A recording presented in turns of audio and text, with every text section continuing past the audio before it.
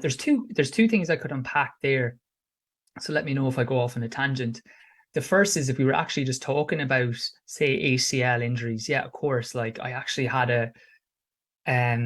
I had a woman, a mother. I was at a christening yesterday, and she's like, "Oh, you told my daughter that she was probably going to get an ACL injury, and she did." Now it's not she she was impressed by me, but I was like, "It's not that thing to be impressed." But there's all building blocks underneath running. So there should be three types of exercise that people should be doing in life, and essentially that is restorative exercise, so like Pilates, yoga, mobility, and that's the ability to control your body, your full range of motion in a controlled manner. So be able to control the full range of motion. So you need good movement and good stability there and coordination.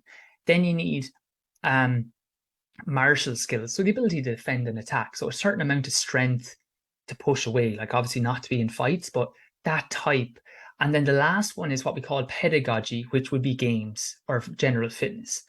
Now, if you look at like Greek, Greek physical education, they essentially have like an hourglass, so two triangles on top of each other. So you have those three key pillars for the person to develop, and then you have the reason that they do it, and the reason will be for the self that for yourself, it's good to be fit and healthy.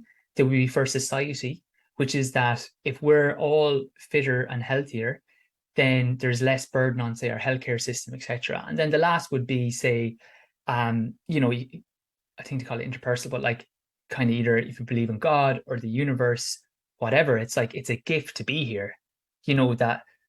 That egg and sperm hit. So it's like don't waste this opportunity. So you should have this balance of the reasons you exercise and those three, that you have some restorative work in your week, you have some like ability to like defend or attack, and then you have some ability to play sports. But what's happened a lot is that in the 1960s, 70s, it really tweaked towards the pedagogy, just the games being played. So a lot of times, especially in other sports, like these ACL injuries are definitely avoidable, but there's just such an emphasis on playing the game, playing the game, playing the game, which does give you great skills and is needed, but there should be like an underpinning of the other key things.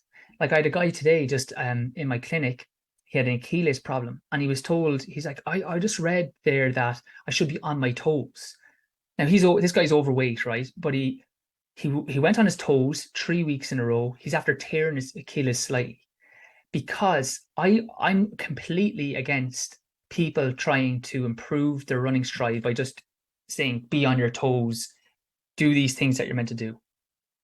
What you should do is get the building blocks that help you with that. So get the mobility, get the like stability and strength, work on the coordination with some drills, and then never ever try to improve your stride. If you have those building blocks, your subconscious and your body is so much more powerful to compute that than you to consciously think it.